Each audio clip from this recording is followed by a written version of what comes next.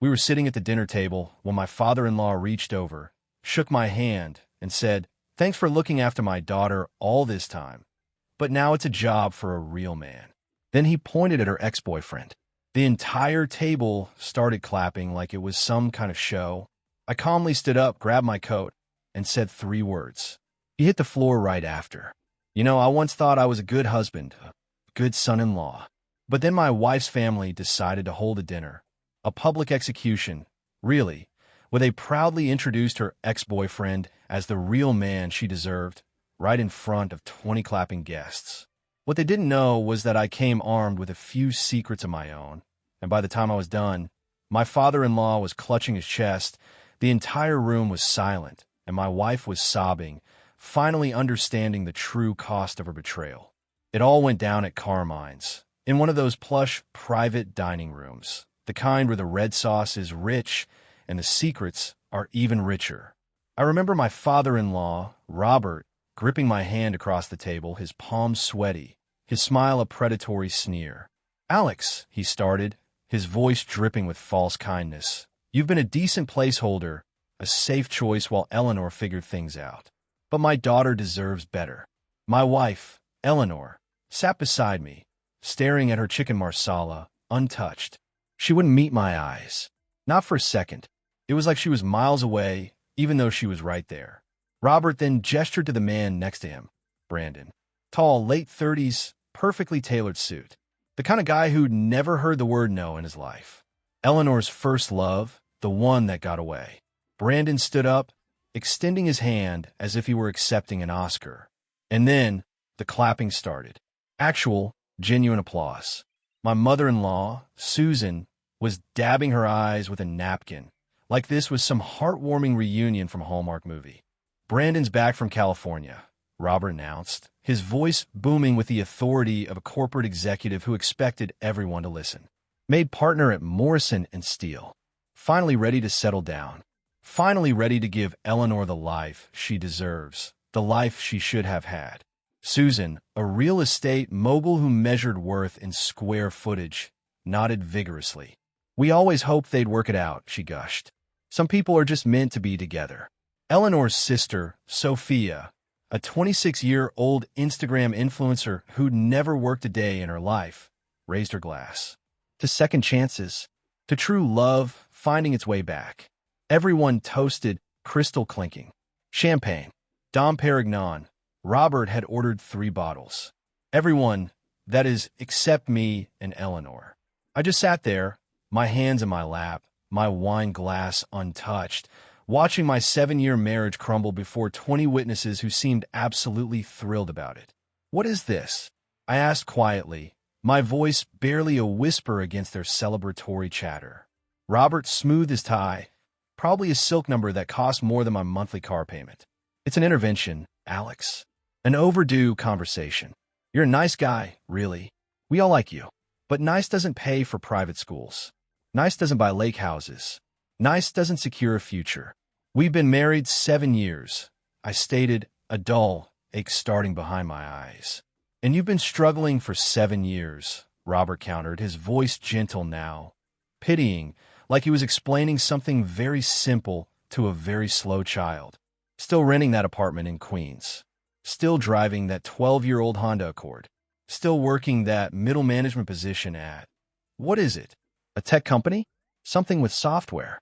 "I'm a project manager," I corrected. "Right, project manager." He said it like it was janitor. "Look, Alex, we appreciate what you've done. You stepped up when Brandon left. You gave Eleanor stability when she needed it. But now it's time for her to have more than just stability." Brandon leaned forward, elbows on the table, a smug look plastered across his face. "No offense, man, but Eleanor and I have history. Real chemistry, the kind of connection you can't manufacture. We grew up together. We understand each other. Then why did you break up?" I shot back. He shrugged. "I was 25 and stupid. Thought I needed to explore other options. Thought the grass might be greener. Spent 10 years in California, realizing I'd left the best thing that ever happened to me back in New York. I'm not making that mistake twice." Eleanor finally looked up, her eyes red, mascara smudged. She'd been crying before dinner, I realized before we'd even arrived. Say something, I urged her, my heart twisting. My parents think, she started, her voice barely a whisper. I don't care what they think, I interrupted. What do you want?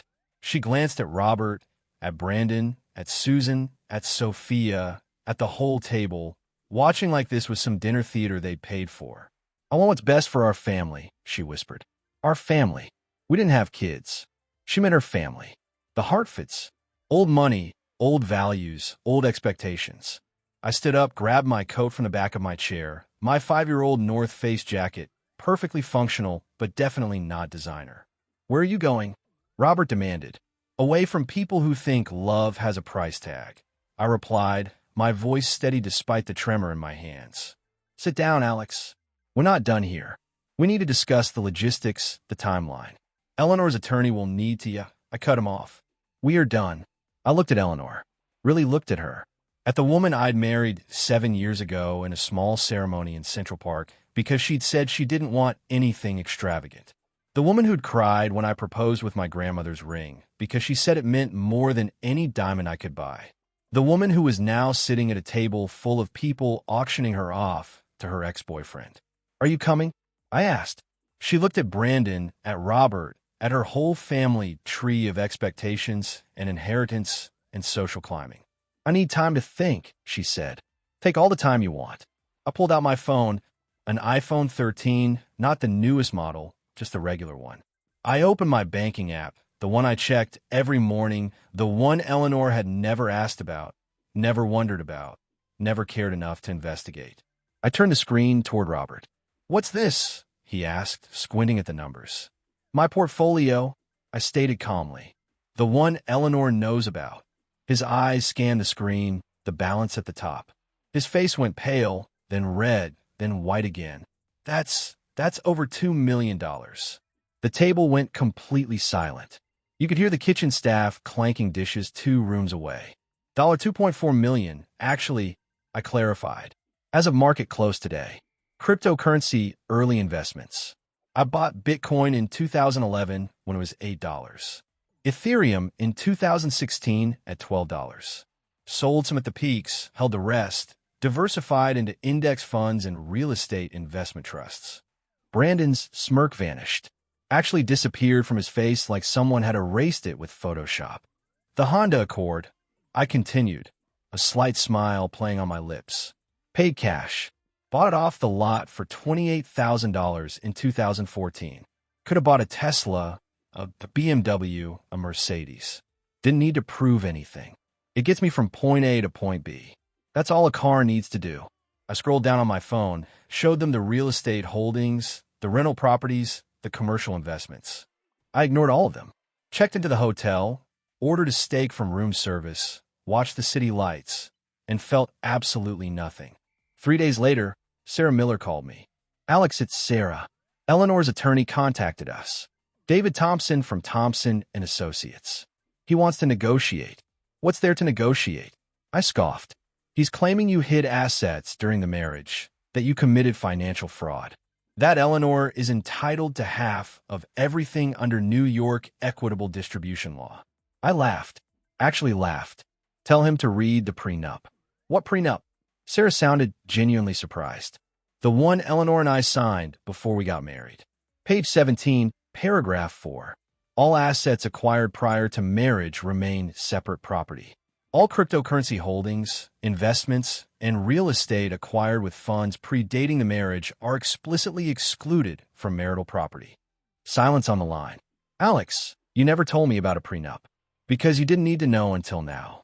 It's in the safe deposit box at Chase. Box 447. I'll send you the key and authorization. Did Eleanor read this prenup? Her attorney did. Mitchell Saunders. He's retired now, but he reviewed it line by line. Explained it to her. She signed it willingly. We have his notarized statement confirming she understood the terms. Jesus. Alex, when did you do this? 7 years ago, before the wedding. Her parents insisted on it. Actually, they wanted to protect their future inheritance from me. Wanted to make sure if we divorced, I couldn't claim any Hartford family money. I could hear Sarah typing. So, They drafted a prenup that protected them and accidentally protected you. Irony's a bitch. What about assets acquired during the marriage? Joint checking account has $14,000. She can have half. The apartment is a rental. No property rights. My car was bought before marriage. Her car, the BMW, was a gift from her parents, not marital property. We have no kids, no shared real estate, no shared investments. What does she get? $7,000 and whatever personal items she wants from the apartment. I'll keep the furniture since I bought it before we met. Her lawyer is going to argue you committed fraud by hiding your wealth. I didn't hide anything. I just didn't brag about it. There's no legal requirement to disclose your net worth to your spouse's family. She had full access to our joint account. She could have asked to see my personal accounts at any time. She never did. This is going to get ugly. It already is. Robert had a heart attack at the restaurant. He's in Mount Sinai. Stable condition, but they're keeping him for observation. I heard Eleanor's blaming you. Of course she is. 2 weeks later, the divorce mediation was scheduled. Eleanor looked terrible, pale, thinner, dark circles under her eyes. She'd been staying with her parents. Robert was out of the hospital, on medical leave, with doctor's orders to reduce stress. The heart attack had been mild, but it was a warning. Let's get started, David Thompson said, mid-50s, expensive suit, reputation for being a shark. My client is willing to waive her claim to the cryptocurrency holdings and premarital investments in exchange for a lump sum settlement of $750,000. Sarah didn't even blink. No, Mr. Thompson, your client disclosed all assets as required by New York law in the financial affidavit filed with the divorce petition. He was under no obligation to brag about his success to his wife's family. Mrs. Chun had full access to marital finances and chose not to inquire about her husband's personal accounts. He committed fraud by omission. Thompson argued, there's no such thing in New York matrimonial law. He didn't lie. He didn't forge documents. He didn't hide account from his spouse. He simply didn't volunteer information that wasn't requested. Thompson leaned forward. The prenuptial agreement is invalid. It was signed under duress. It was signed 7 months before the wedding. Mrs. Chun had independent legal counsel. She could have walked away at any time. There was no duress. Her attorney was hired by her parents. There was inherent conflict of interest. Her attorney was licensed to practice law in New York. He reviewed the document. He explained it to her. She signed it. We have a sworn affidavit confirming she understood the terms. Judge Morrison already reviewed this last week and found the prenup valid and enforceable. Thompson's jaw tightened. He looked at Eleanor. She was crying, silent tears streaming down her face. Eleanor, I said quietly, why are you doing this? She looked up. You humiliated me. You humiliated my entire family. My father had a heart attack because of you. Your father had a heart attack because he has coronary artery disease and high blood pressure, and he got upset. I didn't cause that. His lifestyle and his genetics did.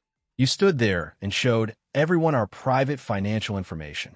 Your family was literally auctioning you off to your ex-boyfriend. You've been planning this for weeks. You've been texting Brandon for 6 weeks. What was I supposed to do? Sit there and accept it? You could have talked to me privately. Would you have listened? Would you have chosen me over them? I leaned forward. Be honest, Eleanor. If I'd pulled you aside that night and asked you to leave with me, to tell your family no, to choose our marriage, would you have done it? She looked at her hands. Didn't answer. Couldn't answer. That's what I thought. The divorce was finalized on January 12th. Judge Patricia Morrison, no relation to Brandon, ironically, reviewed the prenup, the financial disclosures, the evidence of Eleanor's affair with Brandon, and ruled that the prenup was valid, that the marriage was irretrievably broken, that Eleanor was entitled to $7,000 from the joint account and her personal possessions. Nothing else. No alimony, no split of my investments, no claim to my cryptocurrency, holdings, or real estate. Eleanor's lawyer filed an appeal. It was denied. Eleanor moved in with Brandon 2 months later. They got engaged in March. I heard about it through Sophia, who'd reached out to apologize and stayed in touch. They're not happy, Sophia told me over coffee in May. Brandon's student loans are crushing them. His partnership buy-in was $200,000. They're living in a one-bedroom in Hoboken. Eleanor's working now. First job in 7 years. Paralegal, makes $45,000 a year. She realizes she effed up. She won't say it out loud, but I can tell. She thought Brandon was the golden ticket. Turns out partner at a law firm isn't the same as being a millionaire. Being a millionaire isn't the same as being happy either, I replied. Are you happy? I thought about it. About the house I'd bought on Lake George. About the quiet mornings drinking coffee on the deck. About the life I'd built without having to pretend to be less successful than I was. About not having to hide who I was to make other people comfortable. Yeah, I said. I think I am. 1 year later, I ran into Robert Hartford at a charity gala in Manhattan. Cancer research benefit. I donated $50,000. He was there with Susan. Both of them looking older, smaller somehow. He saw me across the room, looked like he wanted to leave, but walked over instead. Alex, he said. Robert. We stood there awkwardly. I heard you donated a significant sum tonight, he said finally. Cancer research is important. Lost my mother to it. Seemed worth supporting. I'm sorry about your mother. I didn't know. You never asked. He flinched. I owe you an apology, he said. For the dinner, for the ambush, for everything. I was wrong about you. We all were. Yeah, you were. Eleanor's miserable, in case you were wondering. She married Brandon last month. Small ceremony. They're struggling financially. His debt is worse than we realized. They're fighting constantly about money. That's unfortunate. Is it? Robert looked at me, a flicker of something in his eyes. Or is it what she deserves? Nobody deserves to be unhappy, Robert. But people do deserve the consequences of their choices. I suppose that's true. He looked older than 62. The heart attack had aged him. So I'd watching his daughter realize she'd traded a good man for an expensive mistake. I hope you find happiness, he said. Real happiness, not the kind I try to force on Eleanor. I already did. I walked away. Didn't look back. 2 years later, I got remarried. Emily, 34, an architect. Smart, independent, had her own career, her own money, her own life. We met at a professional networking event, started talking about sustainable building design, ended up talking for 3 hours. She didn't care about my car or my clothes or my bank account. She cared about my ideas, my values, my character. We got married at City Hall, just us and 2 witnesses. No family drama, no interventions, no expectations except the ones we set for ourselves. We bought a house together in the Catskills, both our names on the deed. Joint finances, equal partnership, the way it should be. I thought about Eleanor sometimes. About the restaurant. About Robert's face when he saw my bank account. About Brandon's smirk disappearing. About 20 family members who'd clapped for my replacement. And I felt nothing but gratitude. Gratitude that they'd show me who they really were. Gratitude that I'd had the evidence to protect myself. Gratitude that I'd walked away instead of fighting for someone who'd already chosen to leave. Some people think revenge is about destruction, about making the other person suffer. But the best revenge? It's building a life so good that you forget why you wanted revenge in the first place.